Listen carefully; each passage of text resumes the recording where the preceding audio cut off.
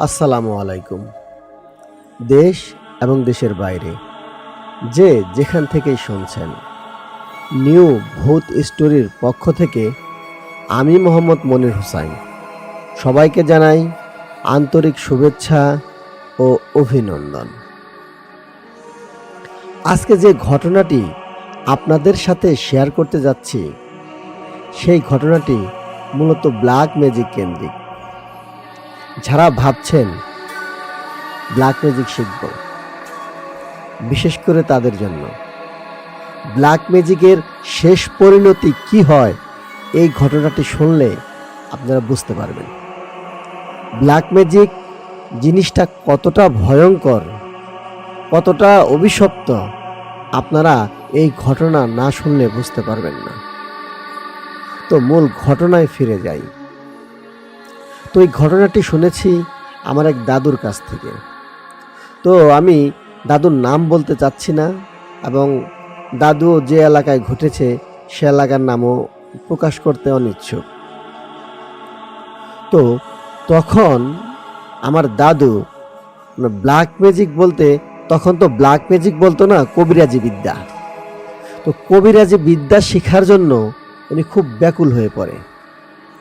কারণ এই ঘটনাটি যখন ঘটে তখনকার সময়ে তো এখনকার মতো এত ডাক্তার ছিল না, ডাক্তারের প্রতি এত নির্ভরশীল ছিল না মানুষ।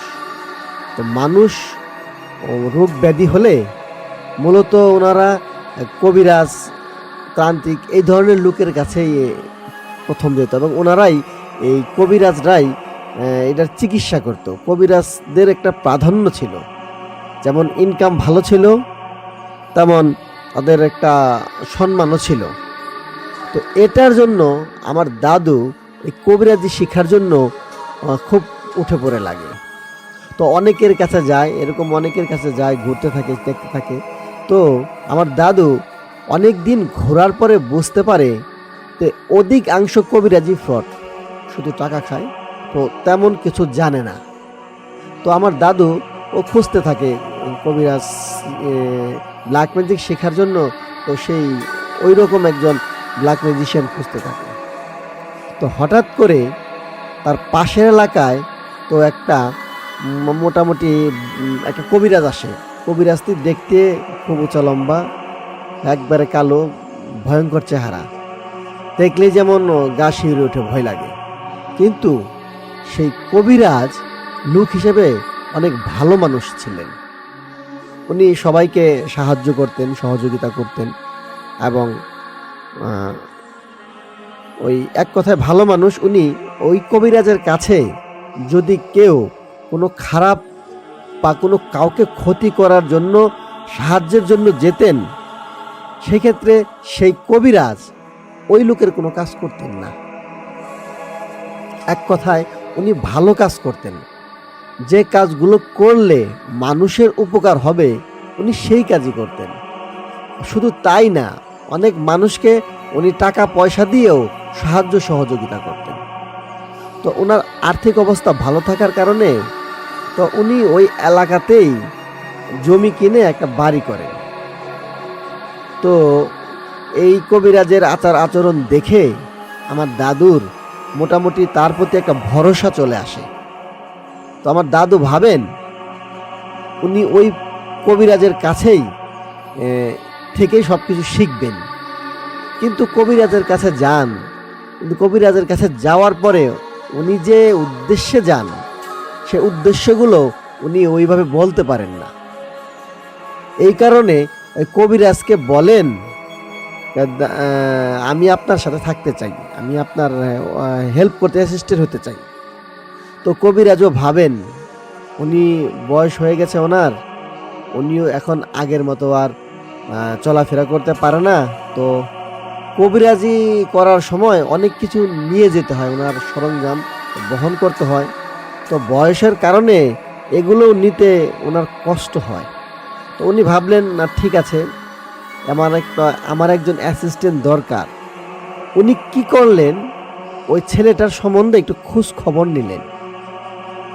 খোঁজ খবর নিয়ে দেখলেন ওই আমার দাদুর সম্পর্কে, উনি খোঁজ খবর নিয়ে দেখলেন তো ওই ছেলে হিসেবে খুবই ভালো মানুষ, ছেলে খুব ভালো মানুষ। তো উনি ওই দাদুকে রেখে দিলেন, আচ্ছা ঠিক আছে, তুমি আমার সাথে থাকতে পারো। তো উনি রাখলেন। আমার দাদু ওই কবিরাজের সাথে থাকতে শুরু করলেন। তো এই দেখতে দেখতে প্রায় 3-4 বছর হয়ে যায়। এর মাঝে আমার দাদু বিয়েও করে। তো যাই হোক, কবিরাজের কাছে উনি সুযোগ পেলেই ওনার যে হাতের কাজ থাকে, উনি যে কর্ম করেন সেই কাজটা সেরে সময় যখনই পান তখনই ওই কবিরাজের কাছে চলে যান ওনাকে সময় দেওয়ার জন্য। তো এমন 3-4 বছর হওয়ার পরে কবিরাজ বলে, তো তুমি তো আমার সাথে অনেক দিন থাকলা, তো তোমাকে কি দিব বলো, তুমি কি চাও? তো তখন উনি বলেন, মনে মনে ভাবেন, এতদিন আমি যে জিনিসটা চেষ্টা করেছি বলতে পারি নাই, তো আজকে একটা সুযোগ এসেছে, আজকে এটার মোক্ষম সময়, আজকেই মোক্ষম সময় আমার মনের ইচ্ছা প্রকাশ করার জন্য। তো উনি তখনই কবিরাজকে বলেন যে আমার কিছু চাই না, আমি আপনি যে বিদ্যাটা শিখেছেন আপনার মতো আমি বিদ্যা শিখতে চাই এবং আপনার মতো মানে সাধক হতে চাই, আপনার মতো পাওয়ারফুল হতে চাই। তো তখন ওই কবিরাজ সরাসরি না করে দেন, না এই বিদ্যা তো শেখা যাবে না, এই বিদ্যা হলো একটা অভিশপ্ত বিদ্যা, আমি অভিশপ্ত জীবন নিয়ে ঘুরে বেড়াচ্ছি, তুমি অভিশপ্ত জীবন নিয়ে ঘুরে বেড়াতে পারবা না, এটা একটা অভিশপ্ত বিদ্যা, এটা তোমাকে শিখতে হবে না, এটা তোমার আমি শেখাতে পারবো না, তুমি অনেক ভালো ছেলে, তুমি অন্য কিছু বলো, আমি সেটা করি, কিন্তু আমি তোমাকে এই কাজ শেখাতে পারবো না। আমার দাদু খুব ধরে ওনাকে, না আমাকে শেখাতেই হবে, আমাকে শেখাতেই হবে। দীর্ঘদিন কবিরাজের সাথে ছিলেন, প্রায় 5 বছরের মতো। কবিরাজেরও ওর প্রতি একটি দুর্বলতা এসে যায়। তো তখন কবিরাজ বলেন, আচ্ছা ঠিক আছে, আমি তোমাকে কিছু জিনিস শেখাবো, যে জিনিসের মাধ্যমে তুমি ঝাড়ফুঁক করে মানুষের উপকার করতে পারবা, আর এর চেয়ে বেশি কিছু শেখার দরকার নেই। তো আমার দাদু নাছোড়বান্দা, উনি বলেন, না আমি এটা না, আমি সম্পূর্ণ শিখতে চাই, আপনার মতো সাধক হতে চাই। তো তখন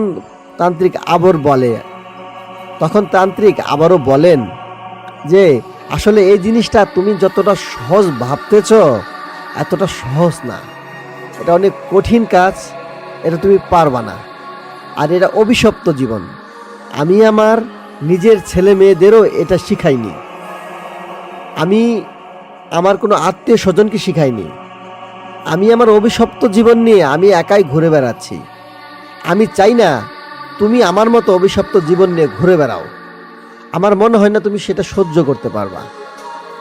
তো তখন ওই আমার দাদু ওনাকে না বলে, আমাকে শেখাতেই হবে, আমি সব পারবো। তো তখন অনেক জোরাজুরির পরে এক পর্যায়ে সেই তান্ত্রিক মানে শান্ত্রিক বা কবিরাজ যাই হোক রাজি হয়, উনি শেখাতে রাজি হন। তো বলে, হ্যাঁ আমি তোমাকে শেখাবো, তো এর জন্য তোমাকে প্রথম যে কাজটি করতে হবে সেই কাজটি হলো তোমাকে এমন একটা ছেলে খুঁজে বের করতে হবে যার বাবা নেই, মা থাকতেও নেই। তো বাবা নেই বলতে এমন না যে ছেলেটির বাবা মারা গেছে বা ছেলেটিকে ছেলে রেখে চলে গেছে, এমন একটা ছেলে লাগবে যে ছেলেটির বাবার পরিচয় নেই। তো তখন উনি এমন একটি ছেলে খোঁজার জন্য বের হয়ে যায়, শুরু করে দেয় এমন একটি ছেলে, কিন্তু এই ধরনের ছেলে খুঁজে পাওয়া কিন্তু এতটা সহজ না। তো খুঁজতে খুঁজতে খুঁজতে খুঁজতে তো পাশের গ্রামে একটি বাচ্চা খুঁজে পায়, 7 মাসের বাচ্চা। তো ওনার বাবার পরিচয় না থাকার কারণে বাচ্চাটির মা বাচ্চাটিকে ফেলে চলে যায় এবং বাচ্চাটিকে দেখাশোনার মতো কোনো লোক পাচ্ছিল না, কোনো লোক। তো তখন ওই আমার দাদু সেখানে গিয়ে তো ওই বাচ্চাটির দায়িত্ব নেন, বলেন আমি এটাকে পালবো, বড়সড় করব। তখন বাচ্চা নিয়ে আসেন বাসায়, তা ওনার ওয়াইফকে দেন, ওনার ওয়াইফ তো বাচ্চা নিয়ে রাখেন, তো তান্ত্রিকের কাছে যান উনি আবার, তো বলেন তো আমি তো বাচ্চা পেয়েছি, বাচ্চা নিয়ে এসেছি। তো তখন তান্ত্রিক বলেন এই বাচ্চাটি তুমি 12 বছর পর্যন্ত লালন পালন করবা। এই 12 বছরের মধ্যে এই বাচ্চাটি তোমার কাছে যে বিষয় নিয়ে যা নিয়ে আবদার করুক, কোনো আবদার অপূর্ণ রাখবা না, যা চাইবে তোমাকে তাই তাই দিবা। এই ছেলে যেন কোনো কষ্ট না পায়, এই ছেলেকে খুব আদরে বড় করবা তুমি। যেদিন এই ছেলেটির বয়স 12 বছর পূর্ণ হবে, সেই দিন তুমি এই ছেলেটিকে নিয়ে আমার কাছে আসবা। তো তখন বলে আসলে এটা 12 বছর কিভাবে পূর্ণ হবে, আমি কিভাবে জানবো? তো তখন তো আর ওই জন্ম তারিখ এখনকার মতো লিখে রাখতো না। তো তখন সেই তান্ত্রিক বলেন সেটা এই বিষয় নিয়ে তোমার কোনো কিছু চিন্তা করতে হবে না। এই ছেলের 12 বছর এই ছেলের 12 বছর পূর্ণ হওয়ার আগেই আমি তোমাকে বলে দিব অমুক দিন এই ছেলের 12 বছর পূর্ণ হয়েছে। তো তান্ত্রিক বা সেই কবিরাজ কিভাবে বলবে সেটা আমার কোনো জানা ছিল না, বা আমার দাদাও জানতেন না। হয়তো ওনার কোনো শক্তি বলে উনি জানবে। যাই হোক, তো এইভাবে ছেলেটিকে বড়সড় লালন পালন করতে থাকে। তো তান্ত্রিকেরও বয়স হয়ে যায়। তো তান্ত্রিক বলে আচ্ছা ঠিক আছে, আমার তো বয়স হয়ে গিয়েছে, তো 12 বছর লম্বা একটা সময়, তো আমি আমার গ্রামের বাড়ি চলে যাব। তো তখন আমার দাদু তান্ত্রিককে বলেন তাহলে আমার কি উপায় হবে, আপনি চলে যাবেন, আমার এতদিনের ইচ্ছা আর কি হবে? তখন সেই কবিরাজ বলেন যে আমি যদি জীবিত থাকি, আমি যদি বেঁচে থাকি, তাহলে 12 বছর হওয়ার আগেই আমি এই গ্রামে আসব এবং তোমার সাথে দেখা করব। তো এইভাবে তান্ত্রিক চলে যায়। বাচ্চাটিকেও খুব যত্ন লালন পালন করে বাচ্চাটিকে বড় করে। আর বাচ্চাটি দেখতে এত সুন্দর হয়েছিল, তো গ্রামের সবাই বাচ্চাটির খুব প্রশংসা করে এবং বাচ্চাটি এত ভালোবাসতো ওর মা বাবাকে। ওর মা বাবা যা বলতো সেই কথাই শুনতো। খুবই বাধ্য ছেলে ছিল এবং খুব ভদ্র একটা ছেলে ছিল। তো 12 বছর পূর্ণ হওয়ার আগেই সেই তান্ত্রিক তো আসার পরে বলে তো কালকে ওর 12 বছর পূর্ণ হবে, তুমি কালকে ওকে আমার কাছে রাতে নিয়ে আসবা। তুমি এই ছেলেটিকে সারাদিন উপোস রাখবা, এক গ্লাস পানীয় যেন সে স্পর্শ করতে না পারে, এবং এই ছেলের পছন্দের খাবার, যে খাবারটি খেতে খুব পছন্দ করে, সেই খাবার অনেকগুলো করে কিনে নিয়ে আসবা বাজার থেকে, এবং একটা খুব ধারালো তরোয়াল নিয়ে আসবা। তো রাত্রে অমুক জায়গায় তুমি চলে আসবা। তো সেই আমার দাদু সেই কবিরাজের বলা জায়গায় সেই ছেলেটিকে বাড়ি থেকে বলে নিয়ে যায়।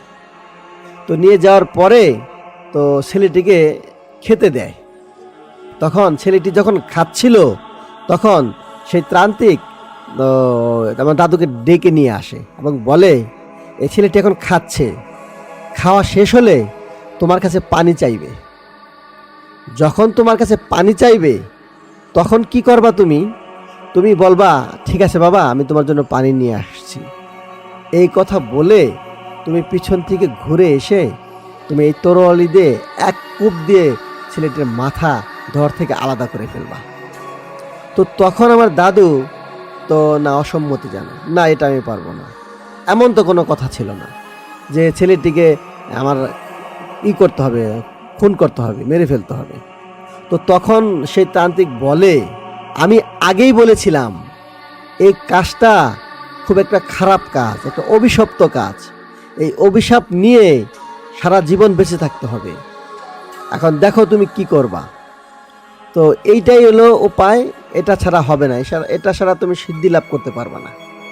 তো সেই আমার দাদু তখন মনে মনে ভাবে আমার এত দিনের ইচ্ছা, এত দিন ধরে একটা জিনিস পোষণ করে আছি, এই একটু জিনিসের জন্য মিস হয়ে যাবে।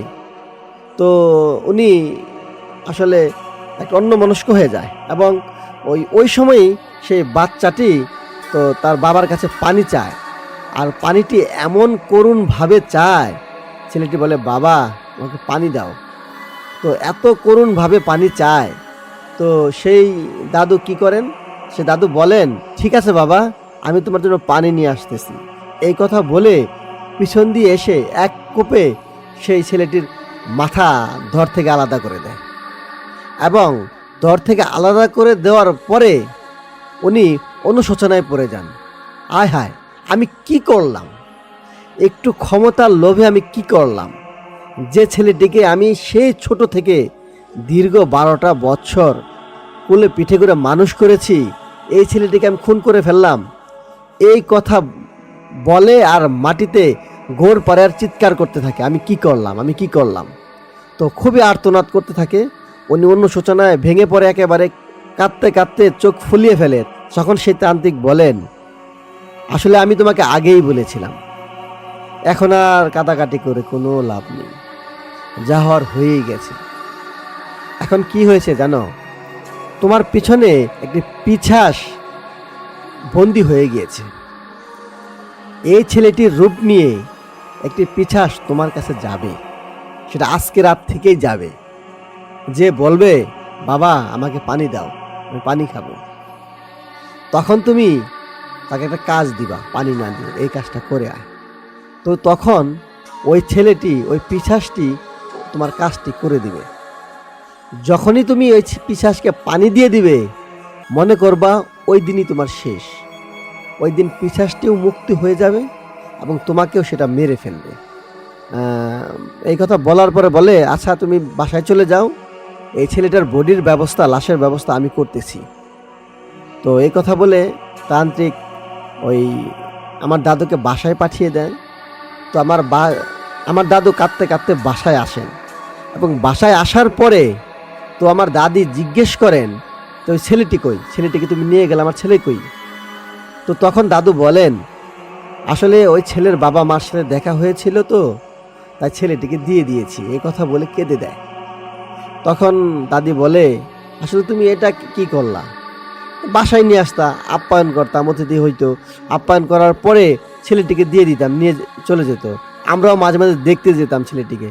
তো এই কথা বলে আর কিছু বলে না, দাদু কান্নাকাটি করে খুব। তো দাদিও আর কিছু বলে না। ওই দিন রাতে যখন সবাই ঘুমিয়ে পড়ে, দাদুরও ঘুম ঘুম চোখে আসে। দাদু কেবলই ঘুমিয়েছেন, এমন সময় তার বুকে কিছু বসেছে, এমন কিছু অনুভব করেন, এবং চোখ মেলে দেখেন তার সেই ছেলেটি এসেছে।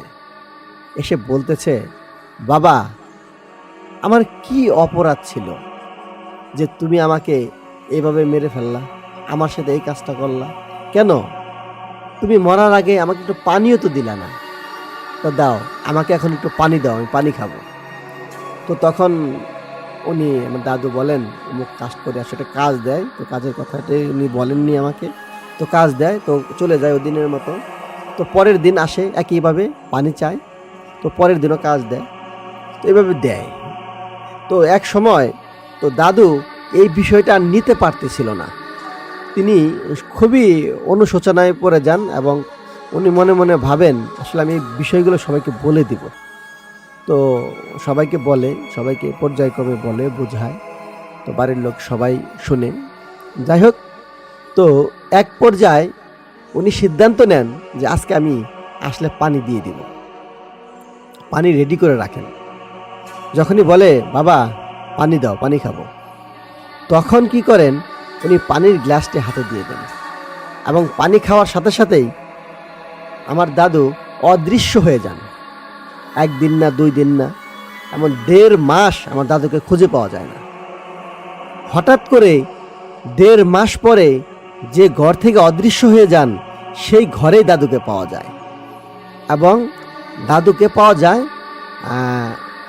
মাথাবিহীন, মানে ওনার মাথা কাটা, মুন্ডু কাটা অবস্থায় পাওয়া যায়, এবং দেখে এই কেবলমাত্র দাদুকে কেউ মাথা শিরচ্ছেদ করেছেন। এটা দেখার পরে সবাই কান্নাকাটিতে ভেঙে পড়ে, এবং একজন আরেকজনকে দোষারোপ করতে থাকে। এটা বলে যে এটা হয়তো আমার দাদুর কোনো শত্রু আছে, প্রতিবেশী আছে, তারাই করেছে, পাশের বাড়ির লোকজন করেছে। তা না হয় কে আমার দাদুর মাথা কাটবে। তো ওই সময় এরকম চলে, একজন আরেকজনের উপরে দোষারোপ চলে। তো ওই সময়ে সেই তান্ত্রিক কবিরাজ আসেন আমার দাদুর বাড়িতে, এসে বলেন, আসলে তোমরা কাউকে দোষারোপ করো না, কেস মামলা করার দরকার নেই, তো এটা কারোর দোষ নেই, তো তোমার দাদুইকে হত্যা করেছে।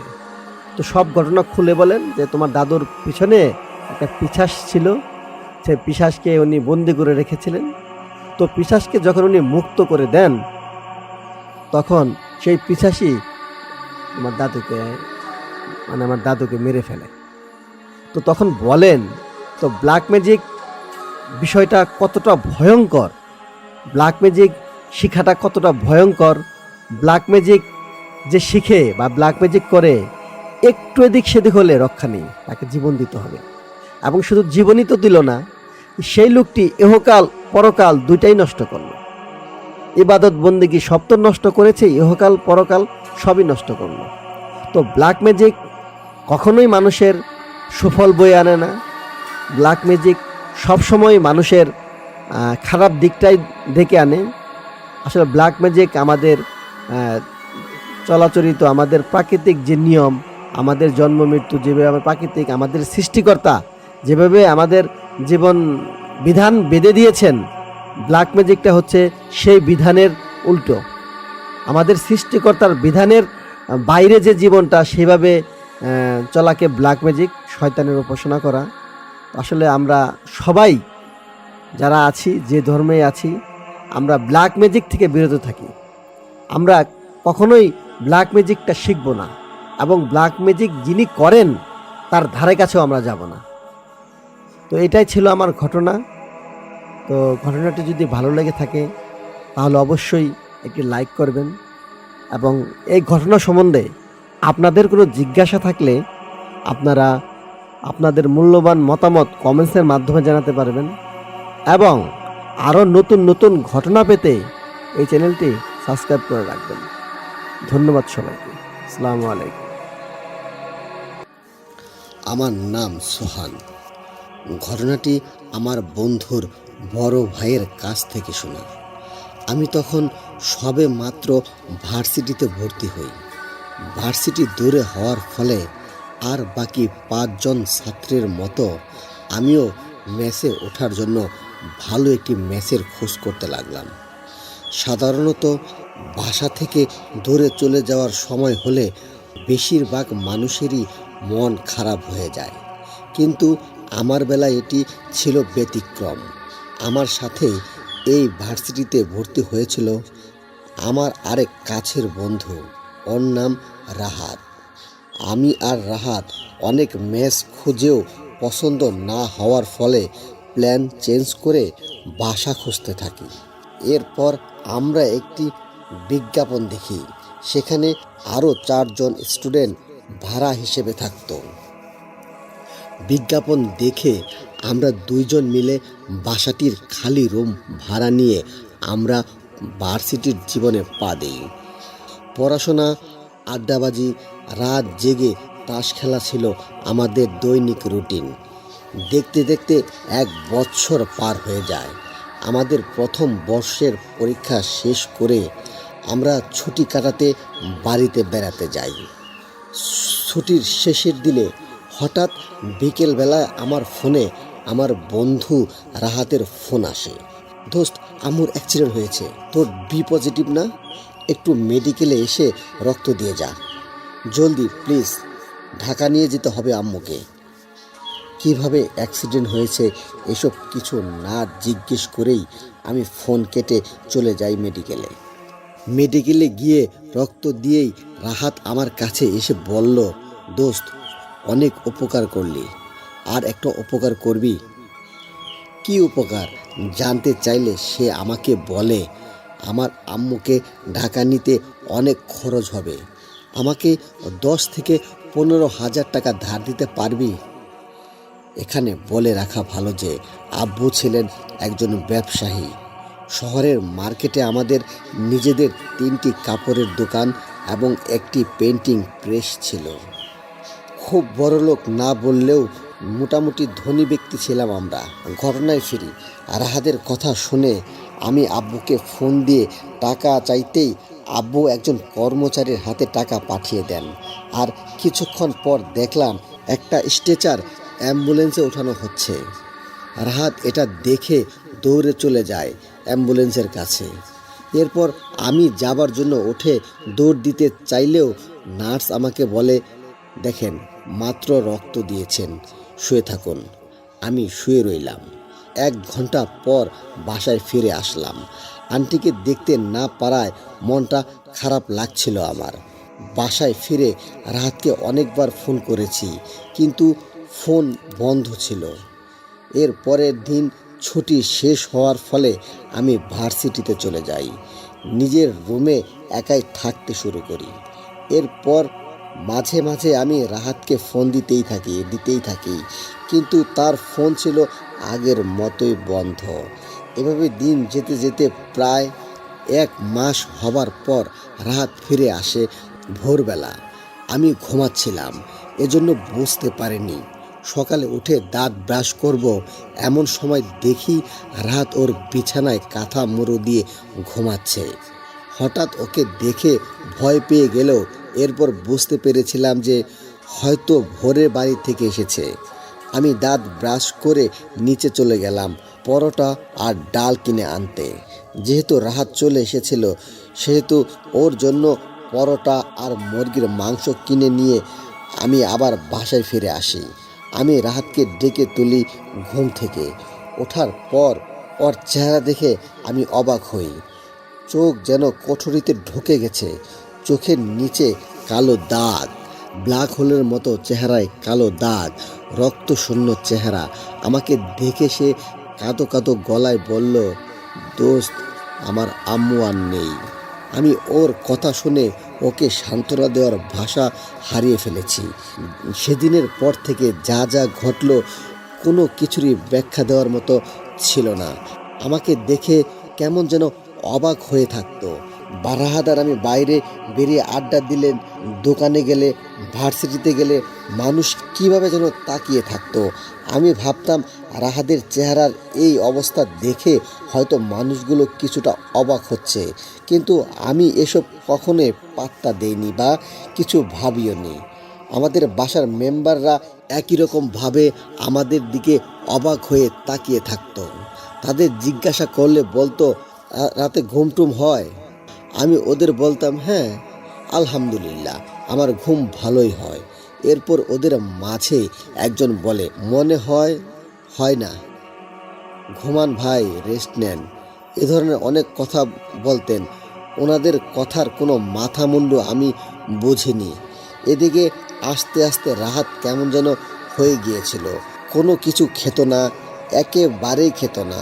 আস্তে আস্তে ওর চেহারা আরও রক্তহীন হতে লাগলো। রাতের বেলায় বিড়বিড় করে কি যেন বলতো। এর মাঝে একদিন ভোরে নামাজ পড়ব বলে উঠে শুনি রাহাত বিড়বিড় করে কি যেন বলছে। আমি ওর কাছে হাত রাখতেই ও আমার দিকে ঘুরে তাকালো। মনে হচ্ছিল কোনো শিকারী জন্তু আমার দিকে তাকিয়ে আছে। ও আমাকে অনেক মোটা গলায় বলল, এবার তোর পালা।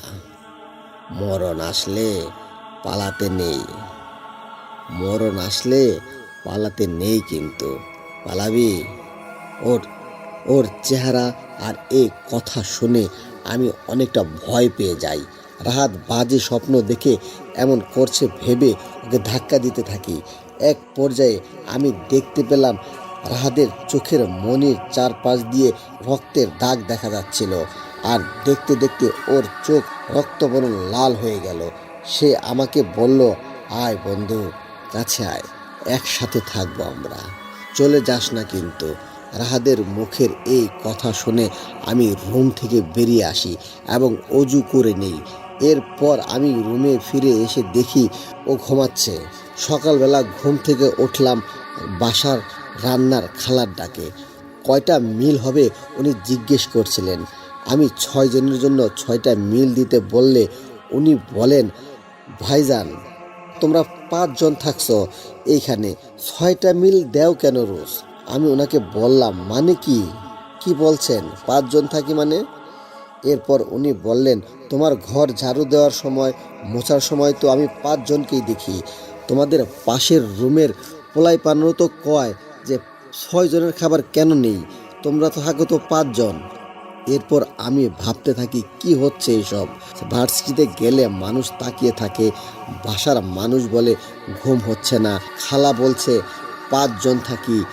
এসব ভাবতে ভাবতে আমি মাইন্ড রিফ্রেশ করার জন্য কাউকে কিছু না বলে বিকেলের দিকে ঘুরতে বের হই। সন্ধ্যা পর্যন্ত ঘোরাফেরা করে হাতের কাছে পুরি আর সমোচা নিয়ে বাসায় ফেরার আগে রাতকে একটা ফোন করি, কারণ বাসার চাল শেষ হয়ে গিয়েছিল। কতটুকু লাগবে সেটা জানতে ফোন করলে ওর ফোন বন্ধ পাই। এরপর আমি বাসায় ফিরে দেখি রাহাত ওর বিছানার কোনায় বসে মোবাইল টিপছে। আমি ওকে একটু রাগ করে বলি, ফোন টিপছিস আবার বন্ধ বলছে, কাজের টাইমে ফোন কাজে না আসলে এই ফোন রেখে কি লাভ? আমার কথা শুনে রাহাত বাচ্চাদের মতো কাঁদতে লাগলো। আমি একেবারে ভেবাচেকা খেয়ে গেলাম আর ওকে জিজ্ঞেস করি, ওই কাঁদছিস কেন? এরপর সে হঠাৎ করে অট্ট হাসি হেসে অন্যরকম গলায় বলল, মরার আগে মানুষ এভাবেই কাঁদে, তুইও কাঁদবি। ওর মুখে আবারও হাসি, আর এই কথা শুনে আমি আরও পেছনের দিকে সরে যাই। ও আমার দিকে তাকিয়ে চেহারার অন্যরকম হাসি ছিল, যা আমি বলে বোঝাতে পারবো না আপনাদের। কিছুটা আন্দাজ করতে পেরেছিলাম স্বাভাবিক কিছু হচ্ছে না।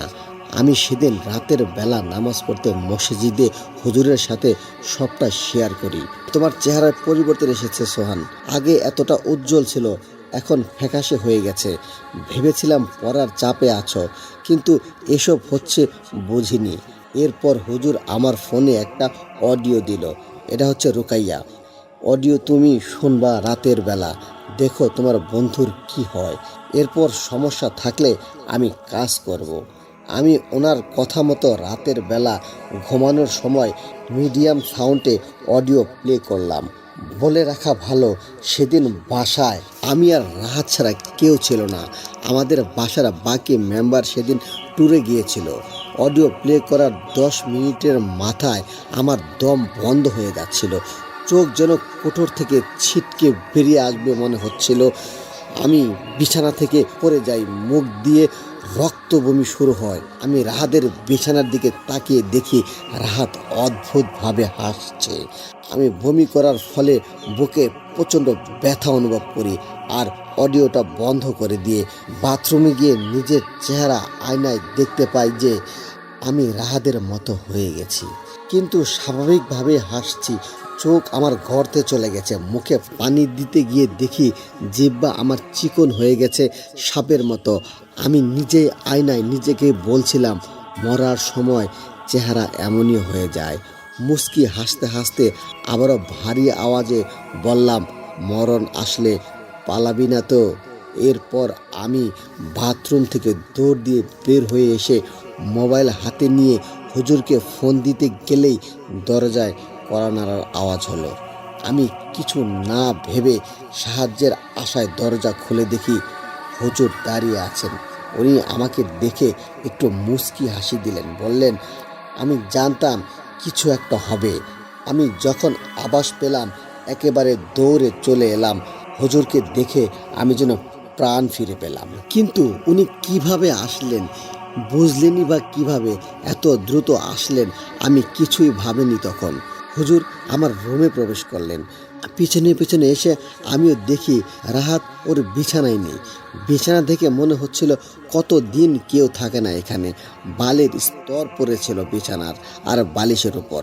হুজুর রাহাতের বিছানার পাশে পাউডার জাতীয় কিছু ছিটিয়ে দিলেন আর একটা পেন্টাগন এঁকে আমাকে সেটার মাঝে বসালেন।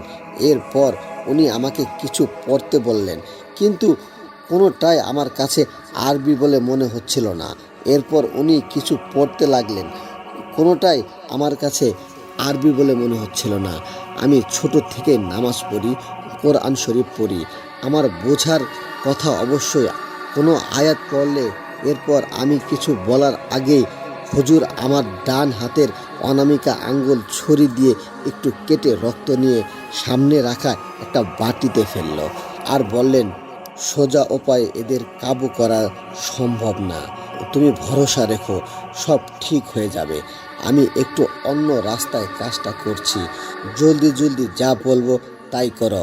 ওনার কথা শুনে আমি যেন এক প্রকার ওনার কেনা হয়ে গিয়েছিলাম। কি করছি সব বুঝতে পারছিলাম, কিন্তু নিজেকে আটকাতে পারছিলাম না।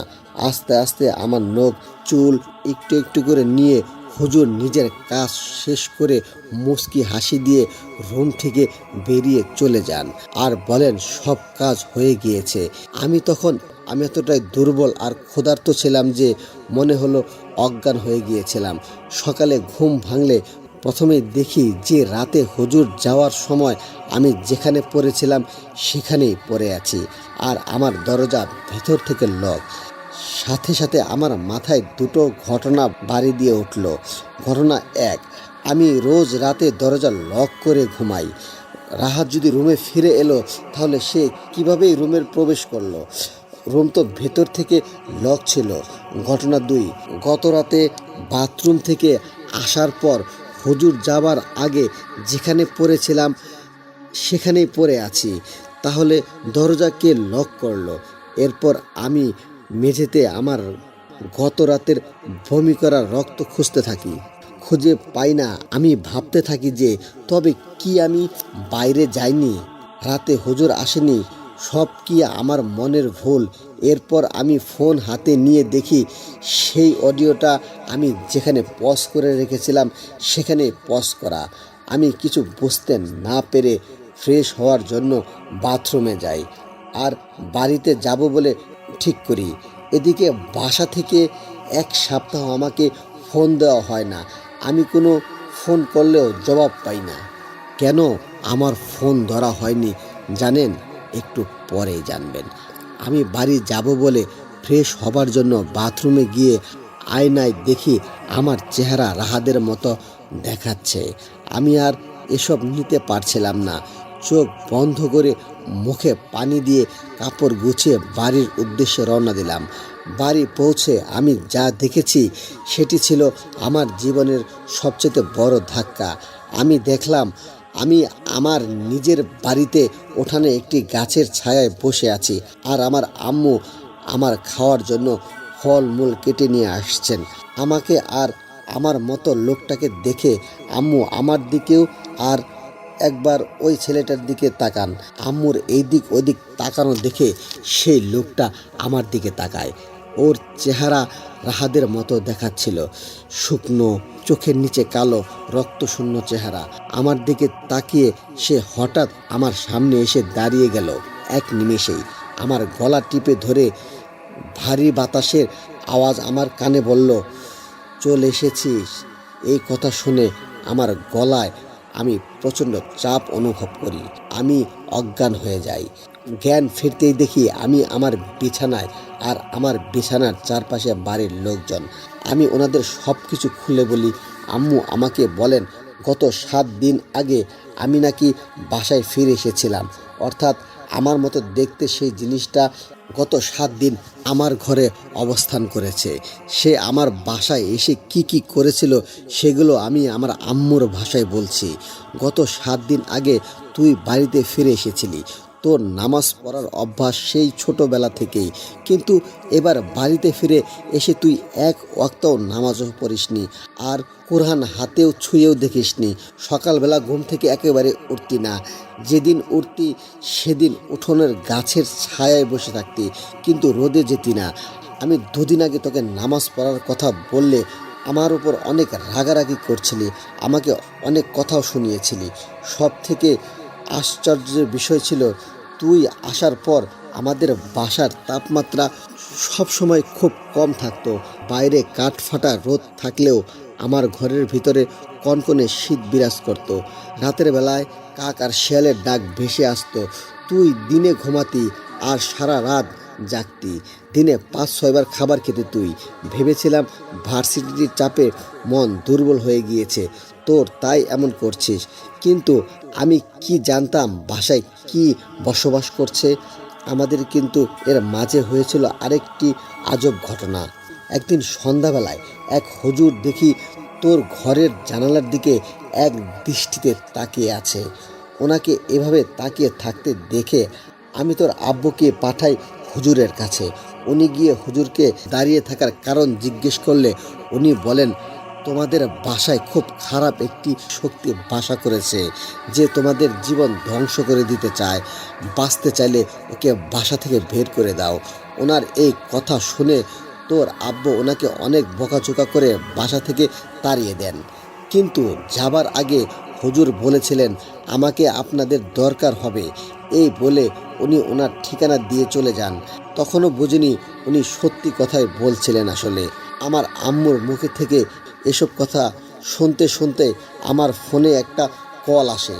কলটি ছিল আমার ভার্সিটির এরিয়ার বাসার কাছে মসজিদের সেই হুজুরের। কল ধরতে উনি বললেন, কি ব্যাপার সোহান, পরের রাতে কি কি অডিওটা চালিয়েছিলে, কি হয়েছিল? জানালে না তো কিছু। আমি হুজুরকে গত রাতের সব ঘটনা খুলে বলি।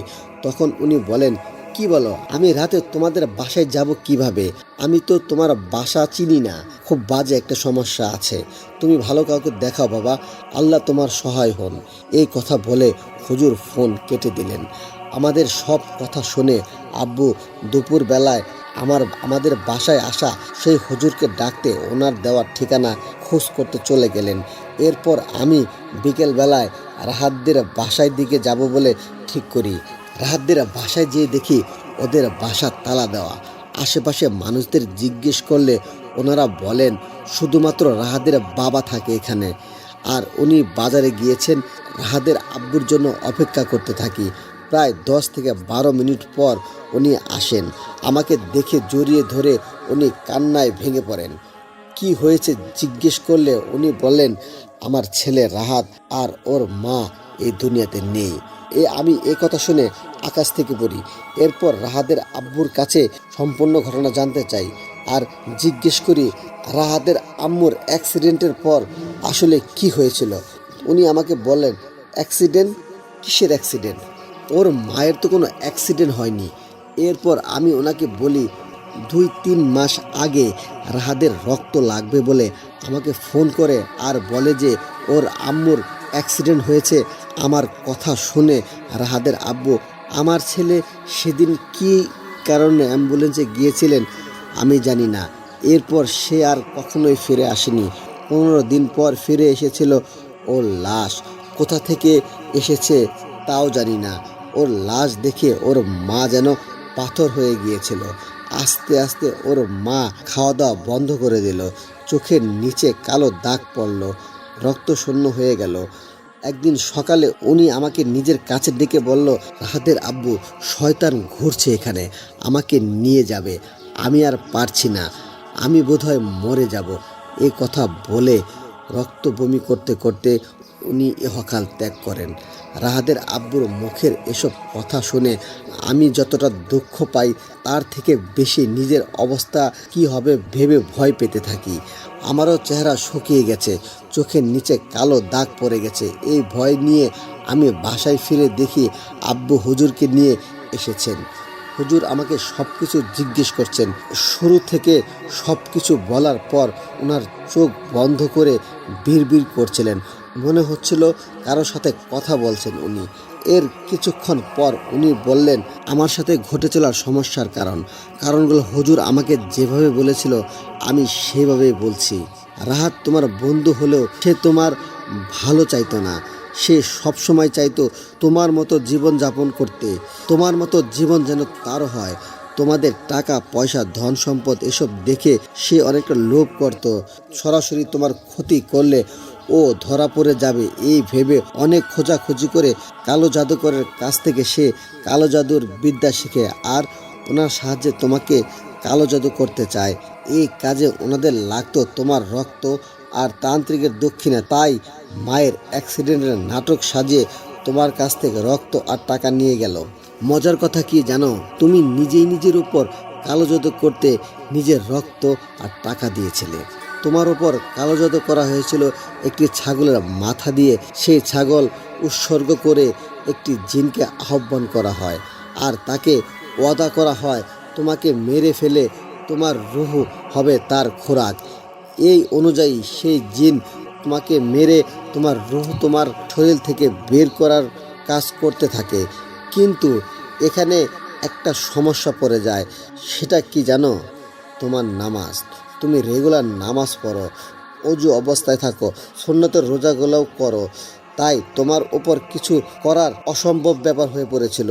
জিন তোমাকে কিছু করতে না পেরে রাগান্বিত হয়ে যায়। তখন সে আর সেই তান্ত্রিককে জানায় যে তার কাছে যে ওয়াদা করা হয়েছিল তা পূরণ করা সম্ভব নয়। তান্ত্রিক এবং তোমার বন্ধুকে জিন তাদের জীবন নিয়ে নেয়।